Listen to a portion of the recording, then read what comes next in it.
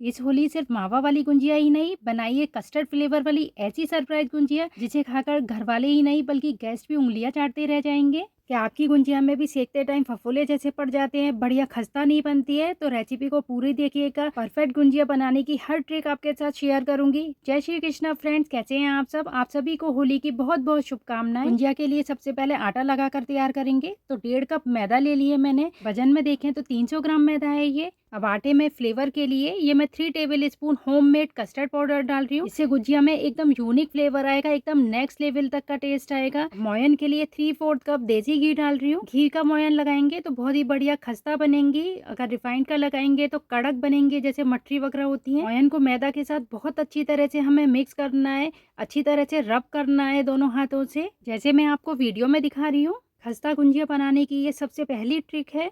वजन में देखें तो ये 60 ग्राम हमने घी लिया है। मैदा को मैंने घी के साथ बहुत अच्छी तरह से मिक्स कर लिया है, रब कर लिया है। अब इसमें हम ज़रूरत के हिसाब से पानी डालेंगे। तो ये मैंने आधा कप पानी लिया था, उसमें से 1/4 कप मैंने इसमें अभी पानी डाला है। बहुत अच्छी तरह से इसे मल लेंगे। इसका हमें मीडियम सॉफ्ट आटा लगा कर तैयार करना है, बिल्कुल पूड़ी जैसा कड़क भी ना हो और ना ही पराठे जैसा आटा हो। बिल्कुल बीच का हमें आटा लगाना है, क्योंकि शेप अच्छी नहीं आएगी गुंजिया की अगर बहुत ज़्यादा लूज हम आटा रखेंगे। तो ध्यान रहे कि आटा मलते समय पानी बहुत थोड़ा थोड़ा करके ऐड करना है, एक साथ नहीं ऐड करना है। अच्छी तरह से मलकर इसे ढक के रख देते हैं कम से कम 5 से 7 मिनट के लिए। अब गुंजिया की फिलिंग बना लेते हैं। तो एक पैन में 1 टेबल स्पून घी डाल दिया है। उसमें 2 टेबल स्पून चॉप किए हुए बादाम, 2 टेबल स्पून काजू, 1 table spoon pumpkin seed, 1 table spoon इसमें मेलन सीड डाल दिए। आप इसमें अपनी पसंद के कोई भी ड्राई फ्रूट्स डाल सकते हैं। एकदम लो फ्लेम पे हल्का सा इन्हें भून लेना है। जब ये हल्का सा भुन जाए तो इसमें नारियल डालेंगे। ये 1 कप कद्दूकस किया हुआ नारियल डाल रही हूँ। आप इसकी जगह डेसिकेटेड कोकोनट भी ले सकते हैं। इसके साथ ही मैं आधा कप मावा डाल रही हूँ। इसे वजन में देखें तो 150 ग्राम मावा है ये। बहुत अच्छी तरह से इन सभी चीज़ों को मिक्स कर लेंगे। मावा फ्रिज का ठंडा है तो इसे तोड़कर छोटे छोटे टुकड़ों में कर लेंगे। अब मावा और नारियल को भी ड्राई फ्रूट्स के साथ हल्का सा रोस्ट कर लेंगे, भून लेंगे, जिससे इनका कच्चापन निकल जाए। इन्हें आपको सिर्फ 2-3 मिनट ही भूनना है। इस तरीके से भूनने से इनकी शेल्फ लाइफ बढ़ जाती है और गुंजिया को 15 दिन भी आप रखेंगे बिना फ्रिज के बाहर, तब भी ये ख़राब नहीं होंगी। मावा और नारियल को बहुत अच्छी तरह से भून लिया है ड्राई फ्रूट्स के साथ। अब इन्हें ठंडा करने के लिए रख देते हैं 2-3 मिनट। जब ये पूरी तरह से ठंडे हो जाएंगे तब इनमें बाकी चीज़ें हम ऐड करेंगे। उसी सेम कढ़ाई में 1/4 कप यानी 3 टेबल स्पून सूजी डाल रही हूँ। आप बारीक वाली या मोटी वाली कोई भी सूजी ले सकते हैं। मोटी वाली सूजी हो तो आप उसे ग्राइंड करके बारीक कर सकते हैं। 2-3 मिनट अच्छी तरह से इसे भून लेंगे बिना घी के। आपको इसे ऐसे ही रोस्ट करना है। सूजी हल्की भून गई है। अब इसे भी ठंडा करके उसी बाउल में डाल देते हैं। अब इसमें फ्लेवर के लिए 1/2 टी स्पून इलायची पाउडर डाल रही हूँ और इसके साथ ही मीठा करने के लिए यहाँ मैं 1/2 कप बूरा ले रही हूँ। आप देसी खांड भी ले सकते हैं या शुगर पाउडर भी इसमें डाल सकते हैं। अच्छी तरह से इसे मिक्स कर लेते हैं। यदि आप मीठा ज़्यादा खाते हैं तो थोड़ा इसमें ज़्यादा भी डाल सकते हैं, 1-2 चम्मच, और यदि मीठा कम खाते हैं तो अपने हिसाब से कम भी कर सकते हैं इसमें से। अब गुंजिया भरते समय खुले ना, इसके लिए साटा तैयार करेंगे। 2 टेबल स्पून मैदा ले रही हूँ और उसमें थोड़ा सा पानी डालकर एक गाढ़ी स्लरी जैसी बना लेंगे। पानी थोड़ा थोड़ा करके ऐड करना है, नहीं तो लम्स पड़ सकते हैं। बिल्कुल लम्स फ्री स्लरी आपको बनानी है। अब आटे को रेस्ट पर रखे हुए भी टाइम हो गया है, उसे देख लेते हैं और एक बार नीट करके इसकी बड़ी बड़ी लोइयाँ बना लेंगे। तो जितना मैंने आटा लिया था उससे 3 बड़ी लोइयाँ बनकर तैयार हुई हैं। वो क्लिप मुझसे मिस हो गई है। सभी लोइयों से बड़ी बड़ी रोटियां बना लेंगे। मोटाई आपको ज़्यादा नहीं रखनी है और सभी तरफ से एक सार इसको बेल लेना है। अब इस तरीके की कोई कटोरी हो या कुकी कटर हो, उससे बड़ी बड़ी शेप के सर्कल कट कर लेंगे। आप इस तरीके से भी कर सकते हैं या छोटी छोटी लोइयां लेकर उसकी पूड़ी जैसी बेल सकते हैं। अब जो ये साइड में एक्स्ट्रा आटा है उसे हटा देते हैं। जितना बड़ा आपका गुंजिया बनाने का सांचा हो उतनी बड़ी आपको पूड़ी बेलकर तैयार करनी है। मेरी कटोरी का साइज छोटा था तो थोड़ी सी मैं इन्हें बढ़ा रही हूँ पूड़ियों को, और आप देख सकते हैं कि कितनी मोटाई की इनको रखना है।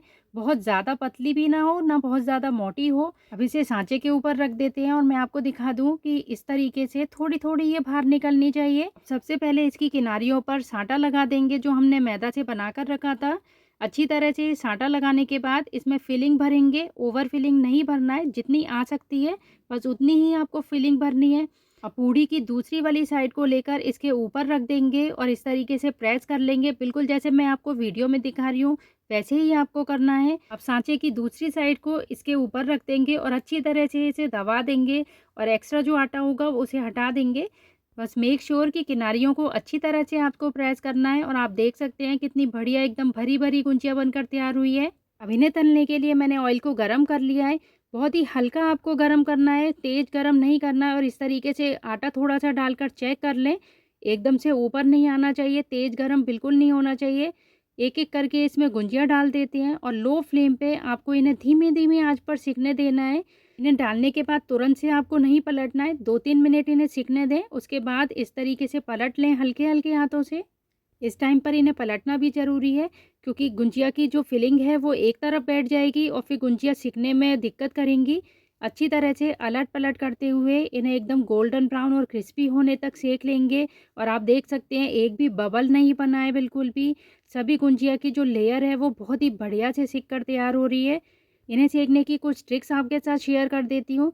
जब भी आप गुंजिया डालें तो 2-3 गुंजिया ना डालें, अच्छी तरह से कढ़ाई को भरकर गुंजिया इसमें डालें, जिससे कढ़ाई का टेम्परेचर भी मेंटेन रहे और गुंजियों को सिकने के लिए सपोर्ट भी मिल जाए। तो आप देख सकते हैं कि बहुत बढ़िया से मैंने गोल्डन ब्राउन होने तक इन्हें अच्छी तरह से सेक लिया है।